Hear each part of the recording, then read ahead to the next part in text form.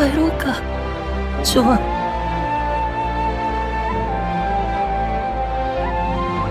心から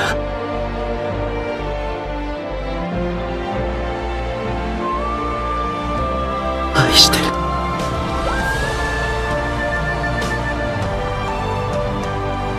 僕、君にお願いがあるんだけど、僕のことずっと覚えていて。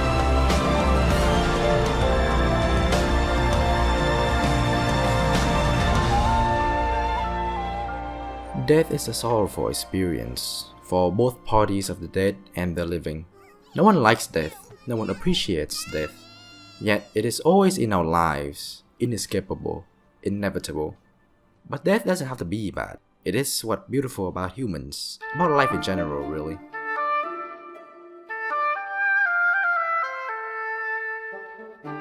Throughout one's lifetime, they develop themselves in many ways, from taking their very first step to standing side by side with their significant other. Of course, they don't take big leaps, but rather slowly build up their own set of skills using outside resources, like a parent gradually assisting their child to walk. There must be a canon event for a person to grow, an overwhelming event that will change a man's life. Death fits this criteria. Fushi, translating to immortal, is, as his name goes, an immortal being, simply a ball that has no emotion, apathetic to the concept of death itself, which has the ability to morph into whatever he touches as long as it is dead, eventually meeting a nameless boy with a wide smile on his face, living his daily life and waiting for his familia to return from an expedition. Then they went on an adventure together, to explore the war, catching up with his pupil. Isn't that just adorable? That's just cute? Man, I love seeing wholesome adventure between a boy and his dog companion. I'm sure nothing will. Turns out, his entire village is dead, there was no way out, and he is forever trapped in isolation. It is a miserable, ruthless war, and losing the will to live don't help. The boy's death didn't affect Fushi one bit, even though we were all probably bawling our eyes out. As Fushi explored the war, however, his view changed eventually. He, alongside the viewer, made connections with different people, gaining trust and understanding each other. Just for the character to be killed off, Fushi breaks down, as one does, but this is what makes death beautiful. It changes people. It gives character, emotion. Without the fear for death, people wouldn't care for what they do. There wouldn't be any life. On the topic of character development, let's talk motivation.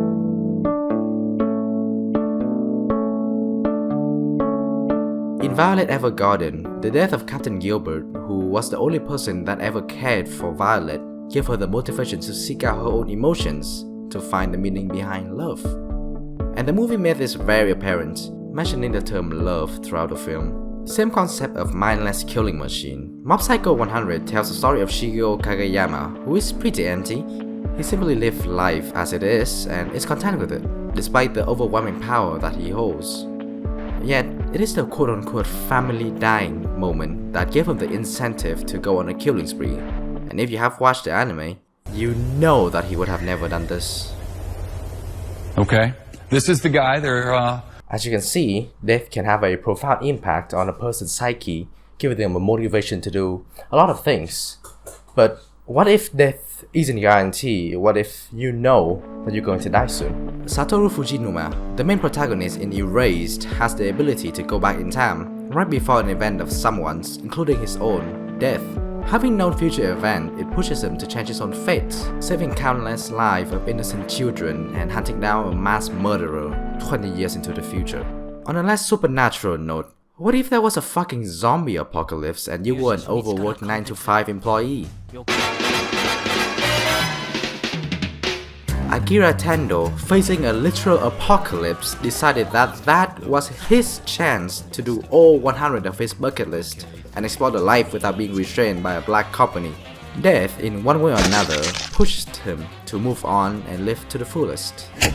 However, death isn't always flowers and sunshine. It is scary, depressing, and there isn't always a happy ending to a story. Like a weekly publish of a shonen manga that leaves us on a cliffhanger. Some story end in a tragic way, aka getting axed. Experiencing death suck. Really. Especially if it's the pupil that you don't want to let go of. And when it does happen, we all go through the 5 stages of grief. In Jujutsu Kaisen, during the Shibuya incident, Sukuna within Juji's body expanded his domain, killing hundreds of innocent lives, and Juji experienced it firsthand. Being as kind and loving as he is, he went through the 5 stages of grief. Denying the reality that his very body was used to kill the innocent lives that he was supposed to protect. Juji spirals into his own self-loathing, wishing himself to die more than anything, anyone on earth, to be removed from existence. Within his pain, he questions his own ideals, what he has been doing, what his purpose in life is, to help others? How could he do such a thing when he has already taken hundreds of others? One wouldn't see him crying directly, like when Nobara died. In the manga, there was a black panel. To me, it represented his emptiness, his desire to just end it all, his overwhelming sadness. He accepts that he did this. He killed them, but he cannot do anything. He's just merely a cog for society to function, and he has to fulfill the duty of the cog. A mindless, empty machine. These are the stages that we all go through eventually when we lose our loved one. We grieve in our own loath and eventually accept it. It's not easy, it is not simple to let go of a fragment of our lives, yet we are forced to, because death has sealed their fate. But that's exactly why I made this video, to perhaps show that the world isn't too cruel after all. Maybe it was supposed to be that way, and to perhaps reach out a hand to the people who have lost someone they held so dear, so that they could have a peace of mind to move on. So don't beat yourself over it. Use that pain and make it a motivation for you to keep on going. Now, I have never experienced the pain and trauma that someone goes through when they lose someone they love. So the point of this video may not make a lot of sense. However, I hope it helps, because I truly believe that this is the beauty of death.